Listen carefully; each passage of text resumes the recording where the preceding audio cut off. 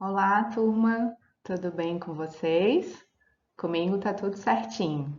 Espero que todos vocês estejam bem, junto das famílias, né? Se cuidando, para que logo, logo nos reencontremos na escola, né? Então vamos lá.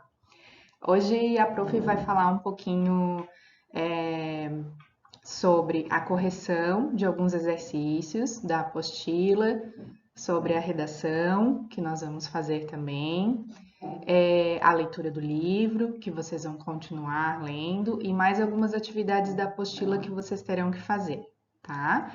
Então, eu vou dar algumas dicas de como vocês vão fazer essas atividades. A gente vai falar um pouquinho, né, sobre como vai ser essa dinâmica. Então, durante esses dias, a gente vai trabalhar um pouquinho de forma diferente, mas não menos eficiente, para que todos tenham acesso às atividades e conteúdos, ok? Então, nos slides que foram mandados para vocês dessa primeira semana, nós temos aqui quatro atividades, né, um cronogramazinho. A primeira atividade seria a correção dos exercícios, das atividades da apostila, das páginas 21 a 23. A gente já vai fazer a correção, tem ali em anexo, eu vou fazer junto com vocês, explicando algumas coisas. E é bem importante que todos corrijam na sua própria apostila. Tá? Esses exercícios já foram feitos em sala de aula, só não deu tempo de a gente corrigir.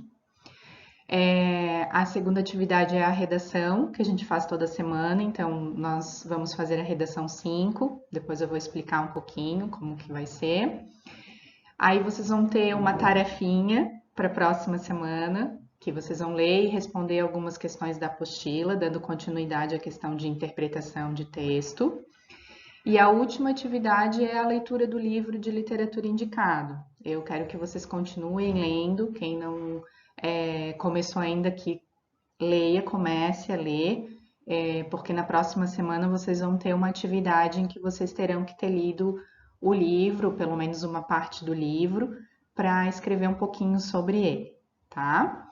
Então vamos lá, nós vamos começar pela correção das atividades. Então peguem a apostila e abram lá na página, nós trabalhamos na página 20,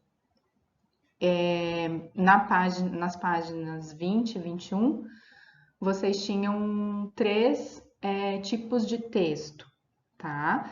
E nesses três tipos nós tínhamos um poema, uma biografia e um convite.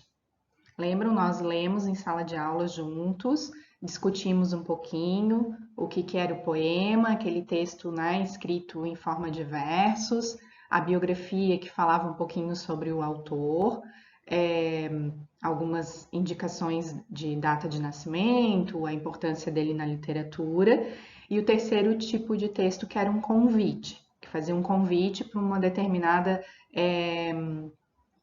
um determinado tipo de apresentação cultural, tá? Então, são três tipos de textos diferentes e nós vamos trabalhar, então, corrigir essas atividades de interpretação desses três tipos de texto. Nesse slide aqui, a gente já começa com a correção, tá? Já que nós já lemos os textos em sala. A primeira questão diz assim: desde que acorda até o momento em que dorme, você entra em contato com vários tipos de texto com palavras. Aqui apresentamos somente três, para que você descubra semelhanças e diferenças entre eles. Responda as questões seguintes, elas o ajudarão a descobrir as semelhanças e diferenças.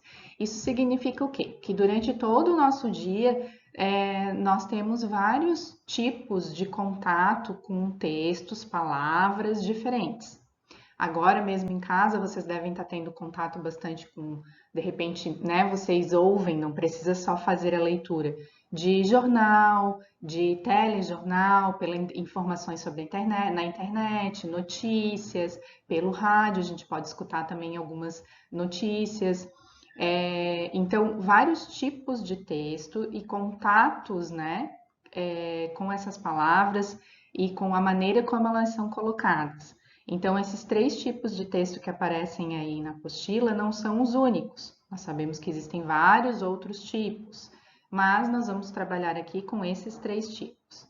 A questão ponto 1. Em algum dos 3 textos, seria possível transmitir a mensagem se retirarmos as palavras? Ou seja, deixando só a imagem. Vocês acham que conseguiriam entender o que o texto está passando?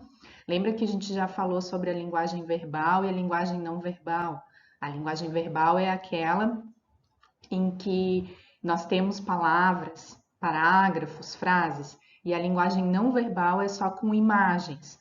Quando nós vimos uma placa de trânsito, por exemplo, que não tem letra nenhuma, palavra nenhuma, só uma imagem, nós conseguimos saber que ela é não verbal, mas entendemos, né, por códigos e símbolos. Então aqui não seria possível, né? No texto 2, tem fatos complementares da informação, então eu preciso saber, no texto 2 é a biografia do autor. Se tem só a carinha, né? Só a imagem do autor, a gente não consegue saber o que eles querem dizer. E no texto 3 também tem uma linguagem literária, mas ela precisa de informações. Se tiver só a imagem, a gente não consegue identificar o que esse texto está transmitindo, tá? A 1.2. Entre os 3 textos, há alguma diferença na forma de distribuição das palavras e nas linhas? Em caso afirmativo, quais seriam as diferenças desse texto? Então, no texto 1 aparece um poema e ele é em forma de versos. Lembra? Versos e estrofes, onde nós temos, não vai até o final da linha, nós escrevemos então em versos e estrofes. No texto 2 já é um texto narrativo, corrido. Por ser uma biografia, a gente escreve do início ao fim, né, da linha. E no texto 3 aparecem de várias formas diferentes. Então, é importante aí verificar, né, que há diferença sim na distribuição de linhas dos 3 textos. No primeiro, forma de versos e estrofes. No segundo, em forma narrativa, né, nós escrevemos do início ao fim da linha. E no terceiro texto, a gente trabalha com informações mais soltas. Elas não seguem muito uma sequência. Então, linhas distribuídas com informações. Ok? Até aqui? Então, tá bom. Vamos continuar. Então, vamos lá, gente. Continuando mais um pouquinho. Na questão 1.3. Em qual dos 3 textos se procurou produzir uma espécie de música apenas com palavras? Aí a gente tem que lembrar um pouquinho que o poema, né, é aquele que tem uma sonoridade. Aquele texto escrito em versos e estrofes, ele possui um pouquinho de sonoridade, uma musicalidade. Então, aqui seria o texto 1, o poema. Questão 2. Leia o texto 1 com atenção e responda as questões seguintes. Sobre o texto 1, sobre o poema. 2.1. No texto há 2 verbalizações, falas. Quais são elas? Que sinal de pontuação foi usado para indicar que seria apresentada uma verbalização? E que sinal foi usado imediatamente antes da frase para indicar que se tratava de uma fala? Então, o que tem lá no texto, no poema, que indica que é uma fala, um diálogo entre personagens? Então, aparece lá 2 pontos, o uso do 2 pontos e o uso do travessão, né? Quando a gente escreve um texto em prosa, uma narrativa, a gente usa isso, os 2 pontos e o travessão para indicar a fala. Então, foram esses utilizados. 2.2.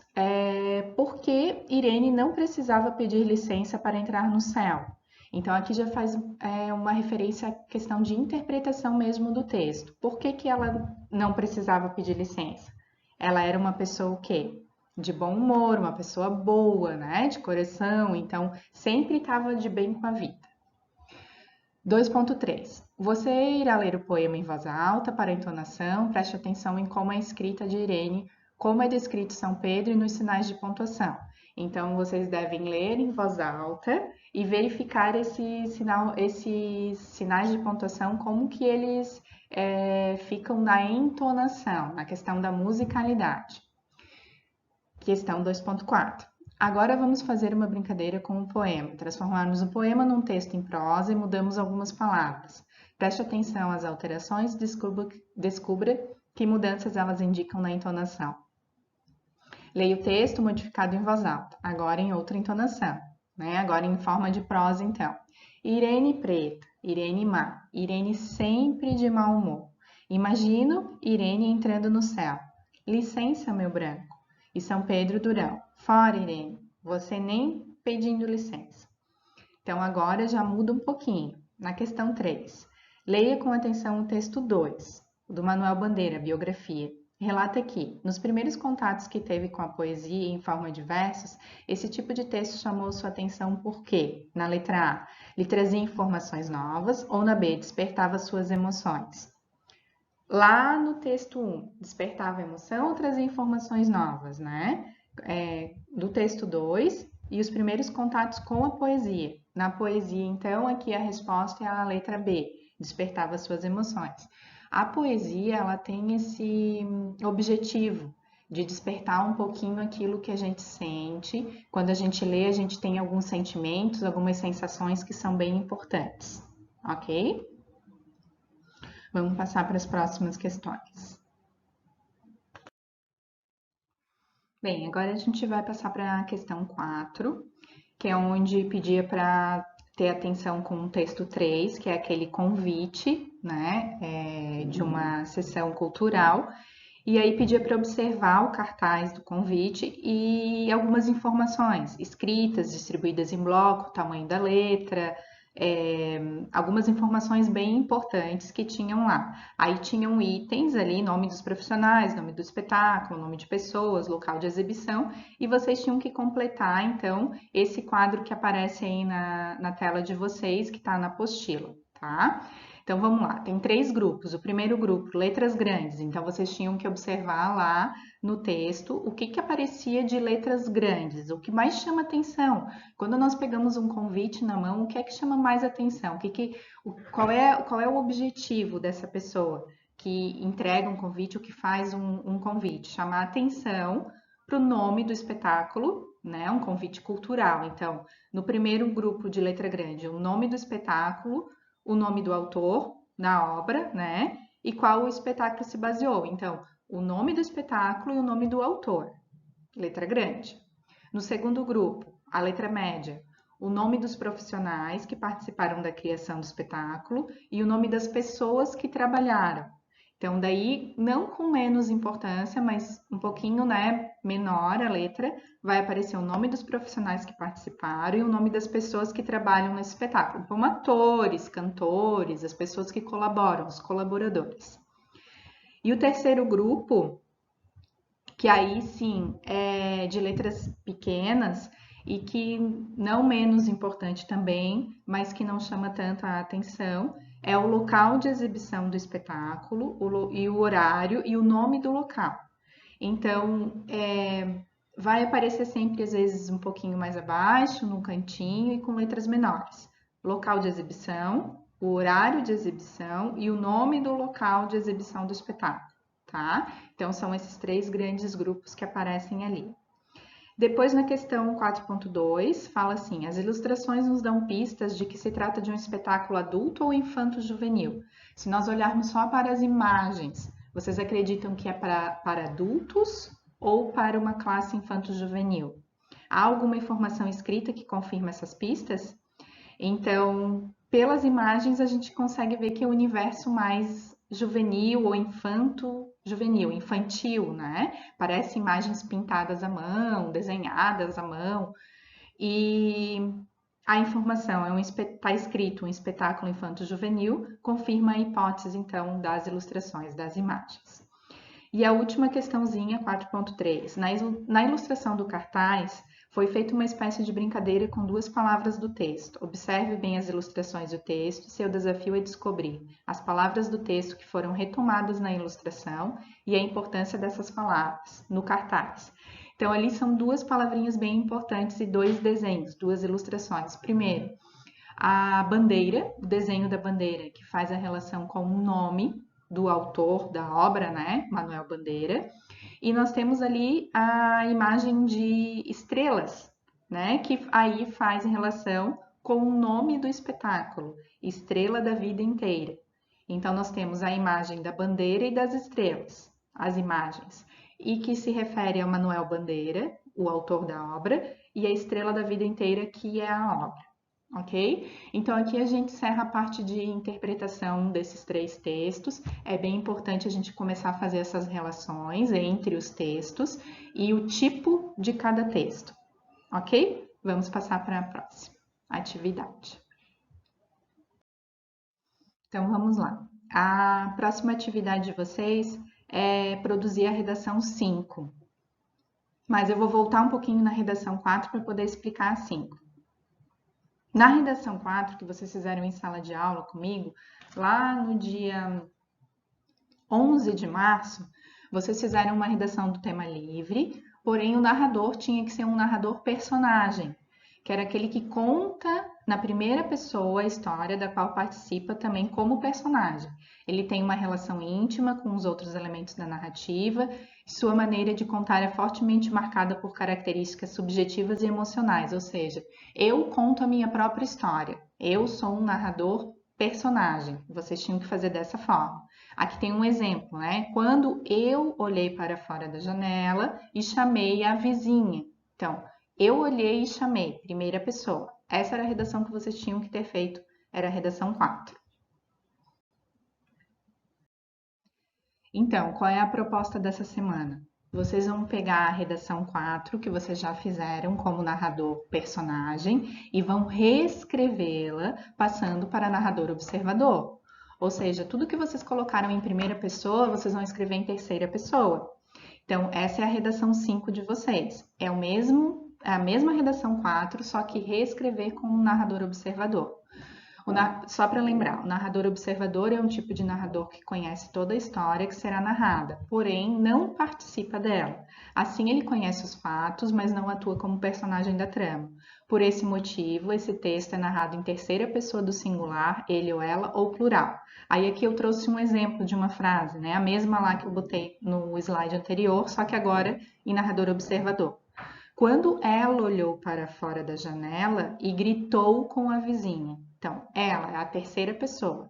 Então, a proposta de vocês nessa redação 5 é justamente reescrever, passando para o narrador observador, ok?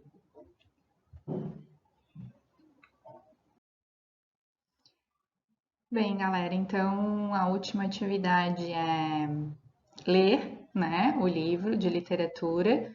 Então a gente finaliza aqui a primeira semana com bastante atividade que vocês façam também. Os exercícios propostos lá no segundo slide, onde tem o número das páginas da apostila, que é uma tarefinha, para a próxima semana a gente poder corrigir e dar continuidade, ok? Fiquem todos bem, tá bom? Beijo, até mais!